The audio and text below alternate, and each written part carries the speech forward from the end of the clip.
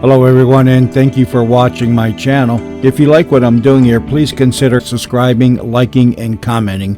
It would really help the channel out quite a bit. Thank you very much.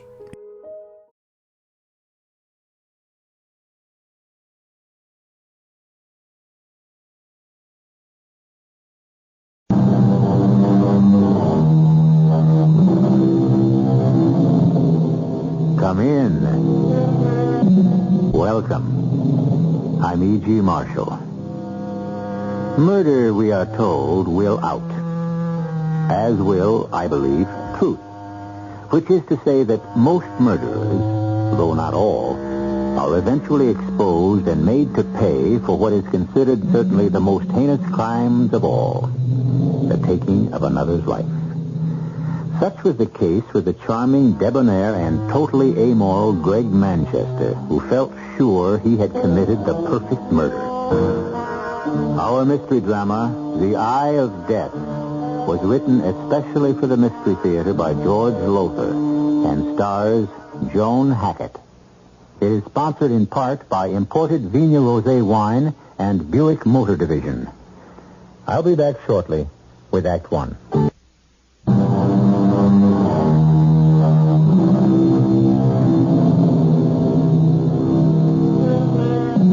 When it comes to murder, it sometimes seems to me that the cleverer a murderer, the more certain he is to be caught. For as the annals of crime reveal, he tends to outsmart himself. Dr. Crippen, Landru, George Joseph Smith, to mention but a few, all without exception flatter themselves on having committed perfect crimes, when in truth they had trapped themselves by overlooking one single minor little detail, as did a certain gentleman named Gregory Manchester. Listen. Murder? You are accusing me, Sandy, of planning the murder of your mother? Is that what you said? Don't twist my words, Greg. I said it wouldn't surprise me if she had a fatal accident and died suddenly. Oh, Sandy, don't even speak of such things. Just the thought makes my heart skip a beat. I'm sorry, Rose. How is your heart? Oh, same. Mother thinks I ought to see another doctor. Sandy, I'm sorry you feel about me as you do. I hoped when I married your mother that you'd become as much my friend as your sister has. Why, if you could have heard me talking about you at my club, how proud I was going to be to have the famous photographer, Sandy Oakes, for a stepdaughter. Can't we be friends, Sandy? Friends? Sorry, Greg, but your charm is wasted on me. You charmed my mother into marrying you, charmed her into turning over all of her money to you, charmed her into taking out a $100,000 life policy with you as a beneficiary. Well, now, my dear, why not? After all, Sandy, I am her husband. And a fast worker. Married less than a month. You certainly haven't wasted any time getting this marriage to pay off for you. Oh, now you're accusing me of marrying your mother for her money. Is that it, my dear? You can believe it. Oh, now, Sandy. Rose, it's true, and I'm telling you straight out. This clothes horse with his blonde hair and his Sir Walter Raleigh manners is nothing more than a sharp operator. A con artist. And that's what I've come here to tell my mother, and I will tell her if she ever gets out of that bath and comes down here. Sandy, you're all upset. Upset? I'm steaming, and I've been steaming ever since I heard about this new life insurance policy. When Mother phoned and said that she'd just taken out a $100,000 policy with dear Greggy as a beneficiary, I could have... Oh, what is that? What? Oh, it's a stain on the ceiling. It's a water stain. The bathroom is just above us. Oh, now, don't tell me the tub's overflowed. What?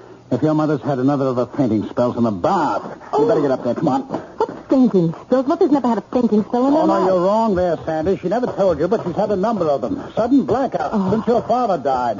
The shock of his death, I don't know. And she's had two since we married a month ago. God grant she hasn't had another. Not while taking it. Oh, here we are. Oh, no.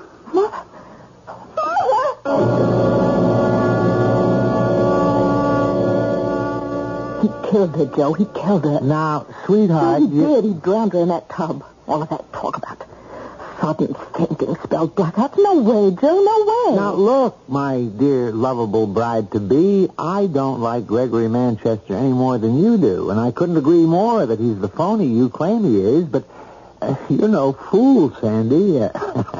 A camera nut, maybe, with that camera of yours always slung around your neck, but you... Joe, photography is my business, and I don't know how many pictures I'd have missed if I didn't keep this high-powered instrument ready at all times. And really, I don't know why it bothers you. Well, it's nothing. Oh, excuse me. Yes. Yes, have them come right in. Manchester and your sister. I'm going to try to get Rose to move in with me now that Mother's gone. Come in, Rose. Mr. Manchester. Thank you. Hello, Sandy. Hello. How are you feeling, Rose? Oh, all right. I want to talk with you privately after the reading of Mother's will. What about, Sandy? Later, dear. Well, we're all here, so I'll get started. I, Geraldine Oakes Manchester, a resident of the city of... Wait a minute, Joe. Yes? Geraldine Oakes Manchester? Your mother made a new will after she married Mr. Manchester, didn't she tell you? No, Well, she told me she was going to. she didn't. I'm sure I know why. Another slap at me, Sandy. Are you implying I changed her mind about telling you? If the shoe fits, Greg? Now, hold it, please. We're here for the reading of a will, and I suggest we get on with it. I, Geraldine Oakes Manchester, a resident of this city...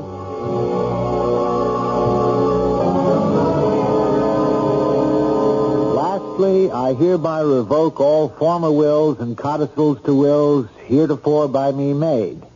In witness thereof, I have hereunto set my hand and seal this 10th day of October, signed Geraldine Oakes Manchester, and witnessed, etc., etc., etc.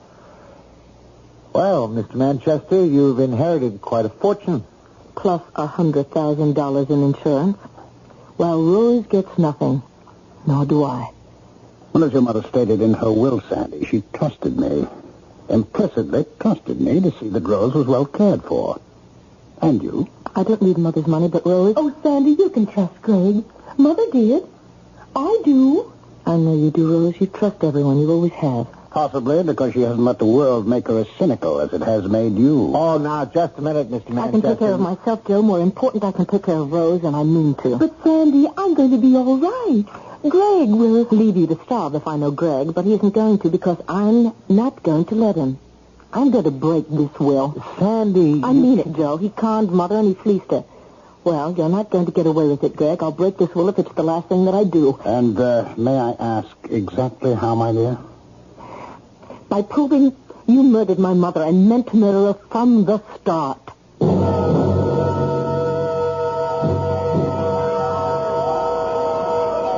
Have some more shrimp Creole, Florence? Oh, Greg, darling, I couldn't. I simply couldn't. You know I'm on a diet. Oh, nonsense.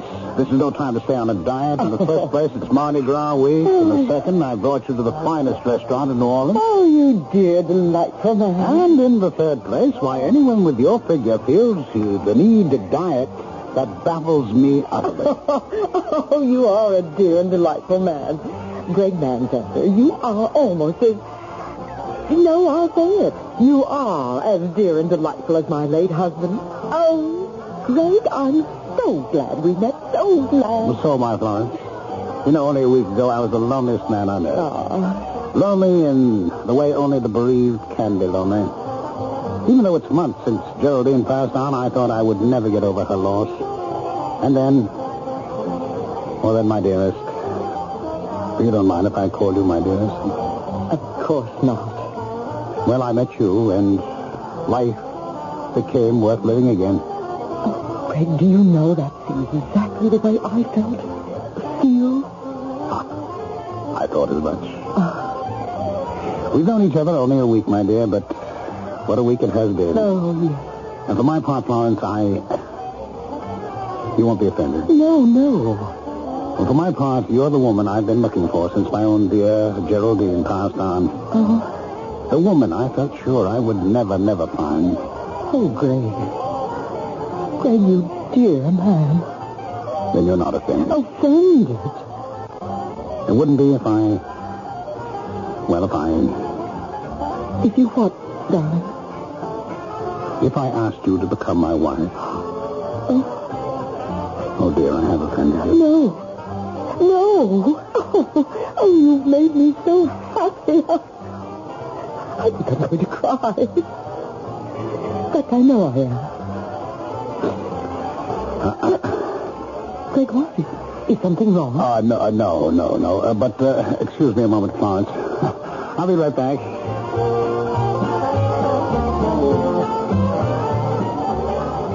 Well, Sandy Oaks, girl photographer, camera and all. Greg Manchester, con artist and murderer. Next victim and all. What are you doing in New Orleans? Mardi Gras week. I'm covering it. For Cosmopolite. You're lying. You found out I was living in New Orleans. You followed me here. Care to see my press credentials? If Cosmopolite sent you, you asked for the assignment. How right you are. Now you listen to me. Any more trouble from you, and I'll make you know what trouble really is. Trouble? What makes you think I'm out to give you trouble, Greg? Because you followed me here, because I suddenly spotted you snapping a picture of me and Mrs. Chapman. I took more than one before you noticed me, Greg. They may come in handy. I don't see how. Well, then, look over there, Greg. See that sign? The one that reads Mardi Gras Week? Exactly. From that angle, I caught not only you and Mrs. Chapman, but that sign hanging behind you on the wall. So what? The time element, Greg, and the place. I can hear a district attorney saying to you at your trial for murder, quote, you did know the widow, Mrs. Florence Chapman, as early as Mardi Gras week, didn't you? In New Orleans, wasn't it? Unquote. My murder trial. You are going to kill her, aren't you? For her money? After you marry her? Tell me, does she have any children you can leave penniless as you did my sister Rose? She went to live with you. You're very successful, plenty of dough. You take care of her. I am. I'm also going to take care of you. Now, Sandy, I warn you. Cool it. Calm, man. I am not my mother that you're talking to now, nor my sister Rose, or that lovely victim of yours over there. A photographer gets around. You think you're the cleverest thing that ever happened. You are. But, Buster, it's your cleverness that's going to put you behind bars, because somewhere, somehow, you're going to think you're so clever that you'll make one little mistake, one fatal little mistake, and when you do, I'm going to be there. Be smart, huh? Get out of my life. And stay out of my... Excuse me, I don't mean to interrupt, but, Greg, dear, won't you introduce me to that very attractive friend here? Well, dear? Yes, of course. Sandy Oaks. My stepdaughter. Oh, you're not the daughter of that poor woman who drowned accidentally. Yes, Mrs. Chapman, I am.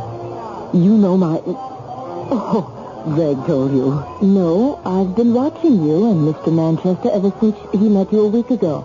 Watching? Greg, darling, what does she mean? Oh, never mind, Florence. She's a troublemaker. She tried to stop me from marrying her mother. I tried to stop you from murdering my mother. Oh, gracious, that talk. You're in a restaurant. Mrs. Chapman, let me give you a tip. A tip that will save your life. Say goodbye right now to this charming, well-dressed murderer. Say goodbye and go on living. Well, Greg, I believe you're right. This girl, well, I don't know what she is, but she is. I'm sorry I came over. I'll wait for you at our table. Yes, of course, Florence. Well, you see? She's as naive and as trusting as my mother. And my sister. Or others you've murdered. Oh, so it's others now. Look, Sandy, you said I'm clever. Well, I am clever. A hell of a lot cleverer than you are, doll. And I guess the only way to get you off my neck is to prove it. And just how will you do that? The only way I know. Murder. Don't get me all choked up. I know you. I'm ready for anything you try. Murder me? You don't have much of a chance, Mr. Manchester. Oh, murder you. No, not you. Who then?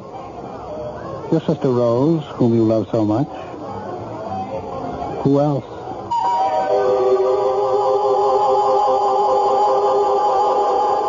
Inevitably, it had to come to this. The challenge. The squaring off. The gauntlet flung down between a cold-blooded murderer and a self-sufficient girl like Sandy Oaks, who's been around. Is she right? Will Greg Manchester make that one fatal mistake she says he will? Perhaps we'll find out when I return for Act 2.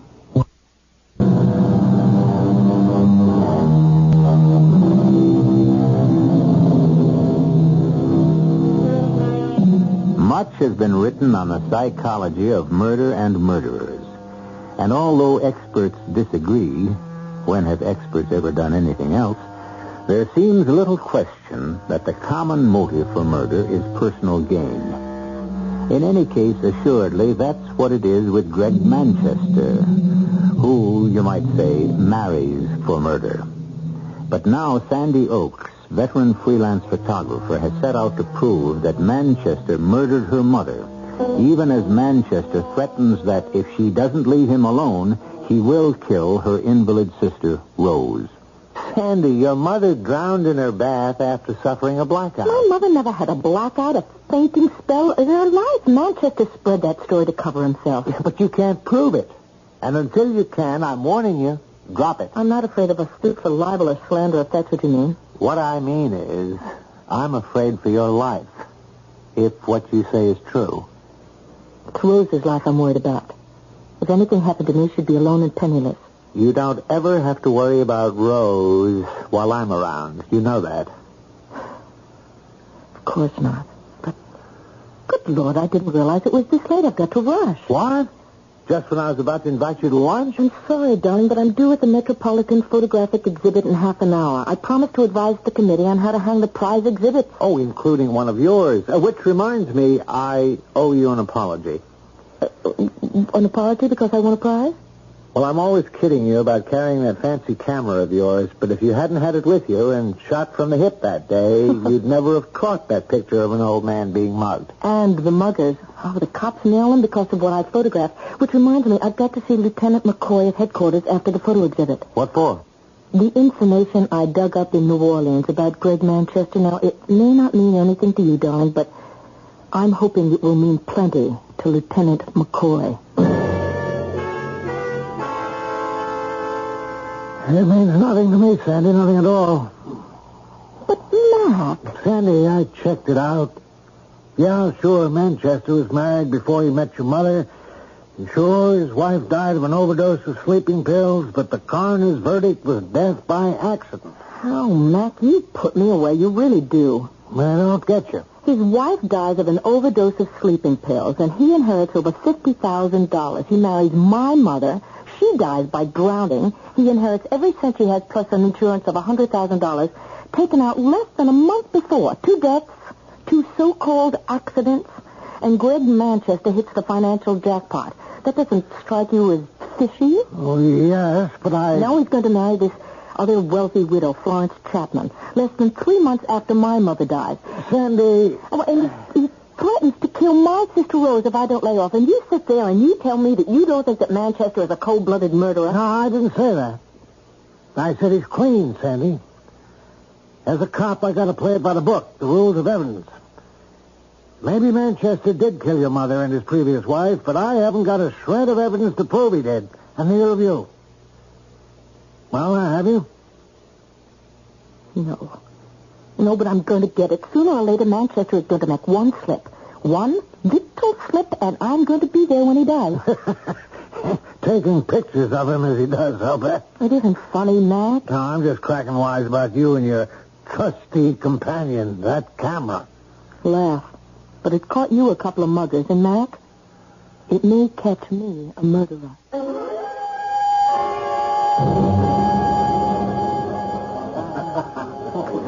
There's a bench, Rose. Want to sit for a while? Oh, no, Sandy, no. I'm too excited to sit still. You're too excited, period. Oh, I'll be all right.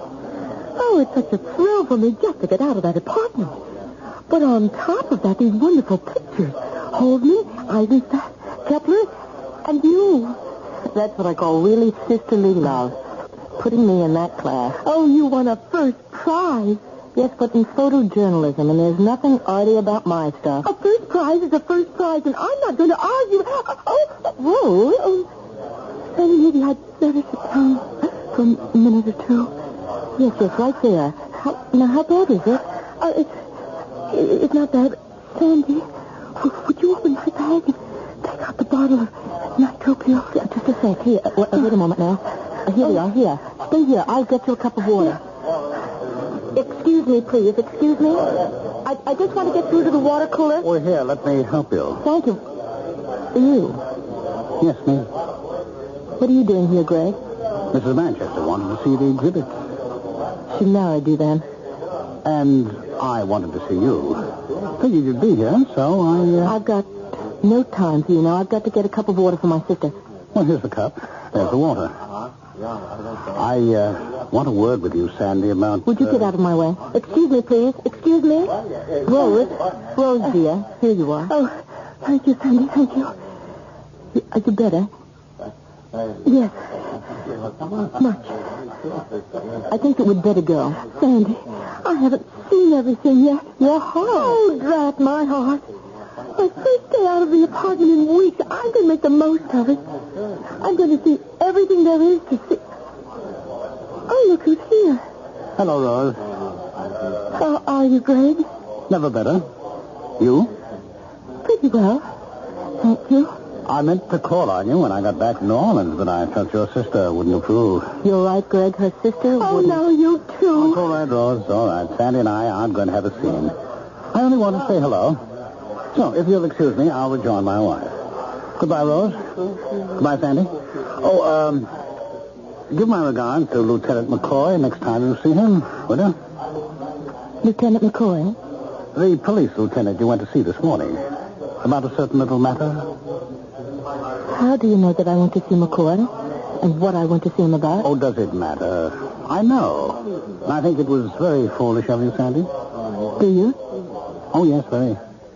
In fact, as I intimated to you in New Orleans, it could even be dangerous. Deadly dangerous. Not for you. Not immediately for you. Well, goodbye for now. Sandy, what was that all about? Nothing, Rose. Nothing. What did Greg mean? It could be deadly dangerous. It's nothing for you to worry about, Rose. Well, all right, if you say so. Funny, though. What? I'm worried somehow. Suddenly, I'm very worried.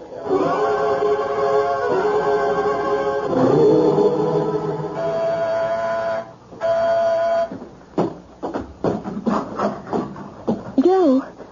Oh, nice to see you. Come in. How are you, Rose? Oh, I'm fine. Now, no fibs to your brother-in-law-to-be. What? I talked to Sandy on the phone. She said your heart gave you a little trouble at the photography exhibition this afternoon. Oh, nothing my nitro pills couldn't handle, and did. Oh, good. Where's Sandy? 3 guesses. The dark room. Give the man a cigar. Oh, would you rather have a drink? A drink, and I'll make it. Sandy said you ran into Greg Manchester at the exhibition. Yes. I'm worried, Joe. About what? Greg said a funny thing to Sandy. It seems he heard somehow she'd gone to see Police Lieutenant McCoy. McCoy. About something. He didn't say what. And Sandy wouldn't tell me, but anyhow, he said he thought she was very foolish to do anything like that. And that it could be deadly dangerous. Those were the words he used. Deadly dangerous. I see. Sandy didn't tell you? No, she didn't. But not for her. That was the funny part of what he said. Not deadly dangerous for her. Not immediately. Rose, what is it? Heart pain, chest. Your nitroglycerin pills. They... Sandy! What is it? Oh, no. Where are the pills? Bedroom. I'll get them. Rose, now let me get you to the couch. Lay you down here. There. Couldn't mind your head. Sandy, hurry it! Yes. Here, Rose. Open your mouth. That's it. Water, Joe? Yeah. Hi, Joe. Here you are. All right now, honey. Swallow the pills. Swallow it, dear. That's it. Okay. All right. Sure to be all right in a moment or two. Rose, dear. Is Is it having any effect? Oh, Rose, is the pain letting up? Rose? Rose? Joe! Joe! Here, let me... Joe?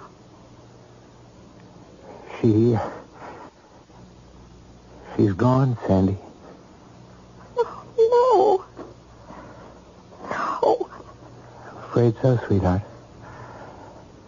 He's done it. He threatened he wouldn't, he has. Greg Manchester? He said he'd kill her if I didn't lay off, and I didn't, and he has.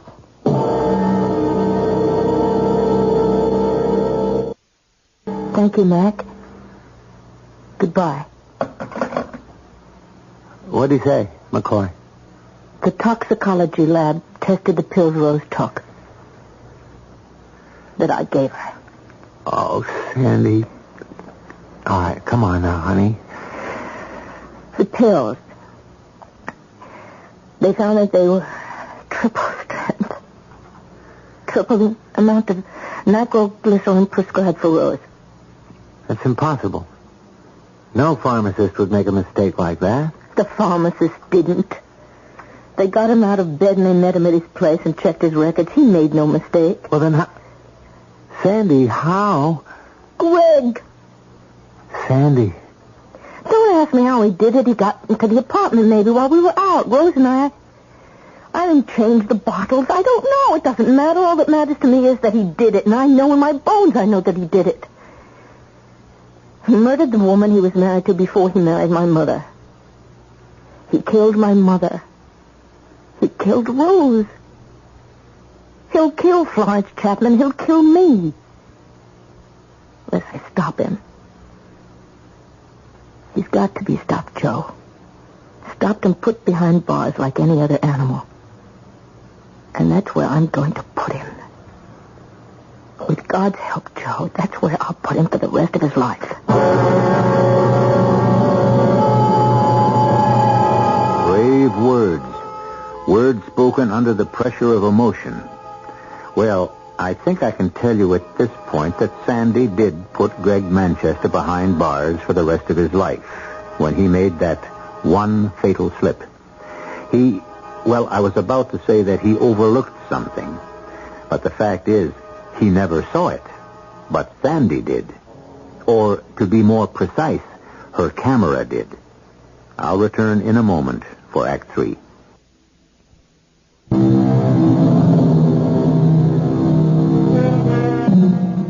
You will recall my saying earlier that the cleverer the murderer, the more likely he is to make one fatal slip.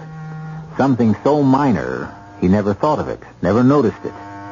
What slip will Greg Manchester make? So far, he's got away with his killings. Sandy Oaks doesn't know where Greg Manchester will make that fatal slip, or when, or more particularly, how. But make it, she knows he will. And as I've told you, make it he did. The question is, what insignificant but very final mistake did he make? You dare show your face here? I came here to this funeral home to see Rose for the last time. I am her stepfather, Sandy, and have the right. Murderer. Sandy. Get him out of here, Joe. No need, Joe. I'm going. May I have a word with you outside? Of course. Sandy, pull yourself together. Well? Joe, you're a lawyer. Would you give me some advice? What am I to do with her? She hates me. Has hated me from the moment we met. I don't know why. Chemistry, I suppose. Not much I can say to that, Greg, except you're a liar. I beg your pardon? You're a liar. It isn't chemistry between you and Sandy. It's Sandy's awareness, her awareness from the first, her trained awareness, because she's photographed so many people, that you're a phony. I agreed with her about that after only short acquaintance with you, Greg, but I didn't agree with her that you're a murderer. I agree now. You can't mean... You think I murdered Geraldine? I think you murdered Geraldine and Rose. I think you murdered another woman. In fact, probably other women. You can stand there and to my face Say it because it's obvious. There's such a thing as coincidence, Greg. But your history, your married history, goes beyond coincidence. Then you are calling me a murderer. I thought I'd made that plain. You're skating on thin ice now, and you're going to go through it.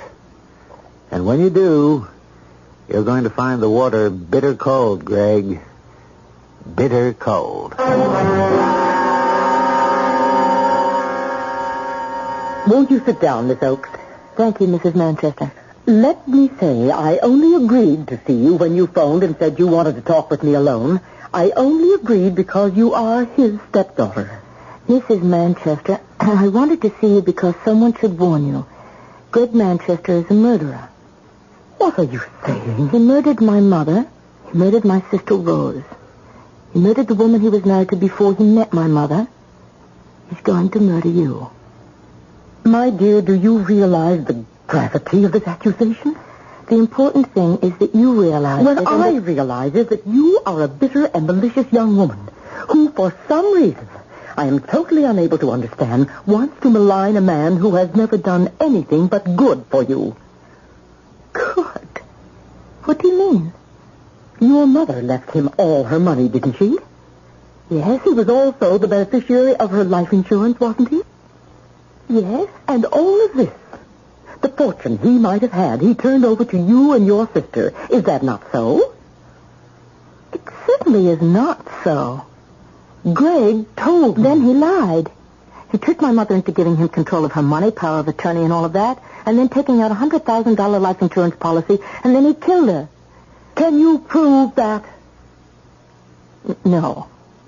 I can't, not yet. But whether I can or not, I think what you should keep in mind is that at least 2 previous wives have died suddenly and mysteriously after giving him control of their money. Have you?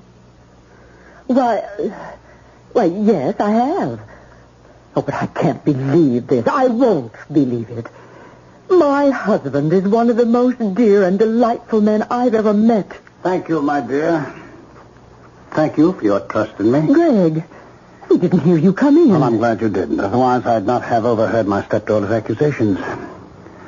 Sandy, I must ask you to leave. And please, don't come back. Goodbye, Mrs. Manchester.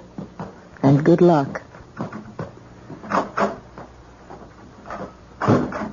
Well, I hope that's the last we see of her. I'm sure you didn't believe the lies she must have told about me. Why, no, of course not, Greg. You don't sound altogether sure, Florence. Well, yes, I am. Only, Greg, you told me you had handed all your former wife's fortune over to her daughters. No. Well, you misunderstood me. I said that I intended to do it. But I haven't had time to get around to it yet. It's quite involved, you know. Certain legalities which take time. And you don't believe me, do you? No, I do. Only I'm certain you said you had already given them the money. No, you're mistaken, my dear. Greg? Yes? That power of attorney I signed the other day. Yes? Don't be offended, dear, but just as a matter of interest, does it give you control over my money? Now, that's an odd question, Florence. Does it, Greg? Well, the power of attorney is just that. It empowers me to act in your behalf. In other words, you can sign checks, withdraw money from my account, that sort of thing? Yes, that sort of thing. I see. No, I don't think you do. For instance, you don't see that you have just signed your death warrant. Death warrant? I want you to go into your bedroom, start packing. Packing? You're going to visit your sister in New Orleans.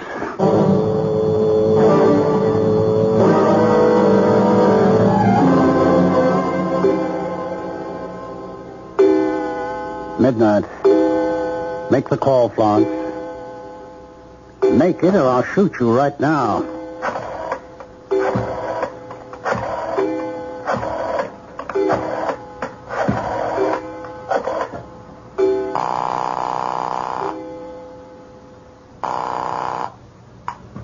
Hello? Miss Oakes, this is Mrs. Manchester. Yes? I've got to see you right away. Could you come here to my apartment? My fiancé and I were just about... It's urgent, Miss Oakes. Dreadfully urgent. Please come. Of course, all right. We'll be there as soon as we can Oh, make it. thank you. Goodbye. She's coming right over? Yes. Greg, please don't kill me. I'm sorry, Florence. I'll give you my money. I've already got it. Then why kill me? Pleasure, my dear. Simple pleasure. I find a certain thrill in murdering someone, especially silly women like you. When Sandy pushes that door buzzer, listen to it carefully, Florence. It'll be the last sound you hear in this life.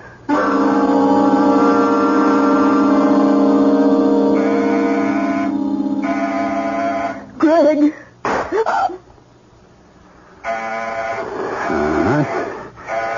I must snap off the lights here in the bedroom. Oh, good. I'm coming. Oh, help me.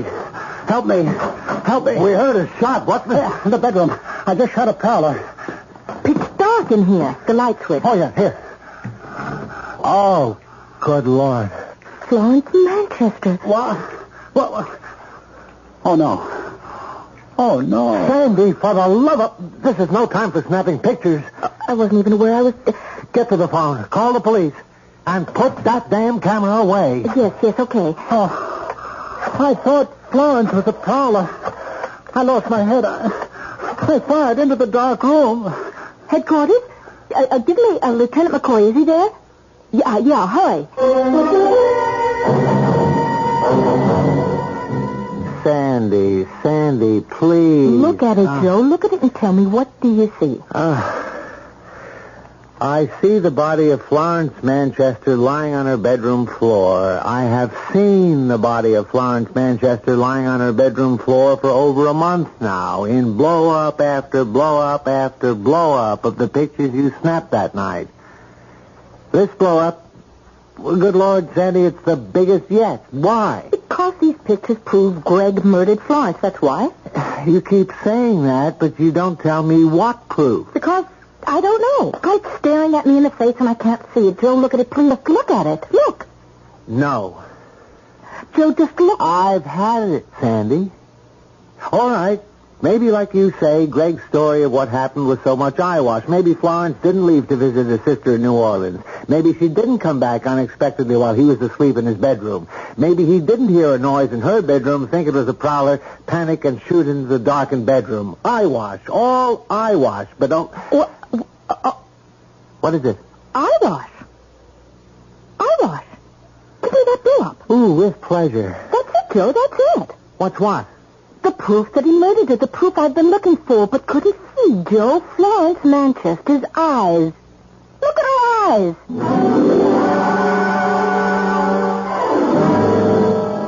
Manchester, you've been booked on a charge of murder. The murder of your wife, Florence. Now, look here, Take it easy. Thanks to your stepdaughter, Sandy Oakes here, we have positive proof that you deliberately and with malice aforethought shot Florence Manchester to death. What proof? I told you she packed her bag.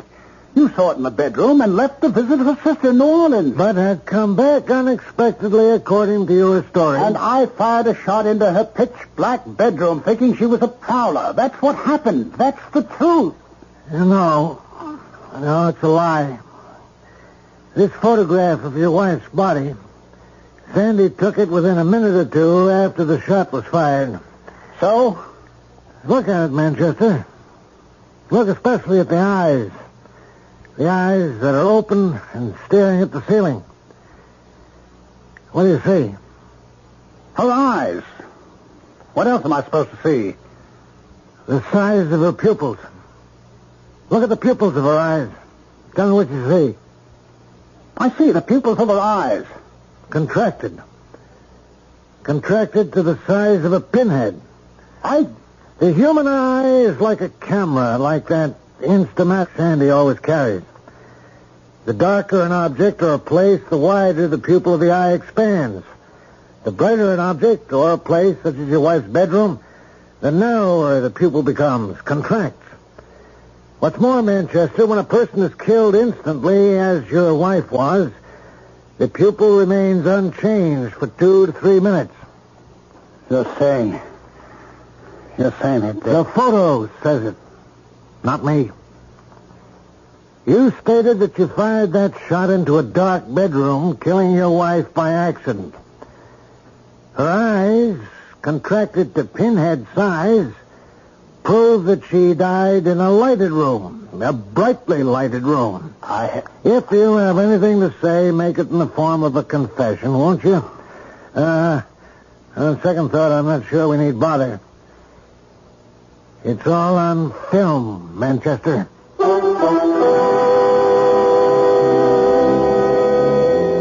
A picture, they say, is worth 1,000 words. And so it would seem that Lieutenant McCoy is right. No words of Manchester's in his defense could possibly disprove the truth of his wife's dead, accusing eyes. I'll be back shortly.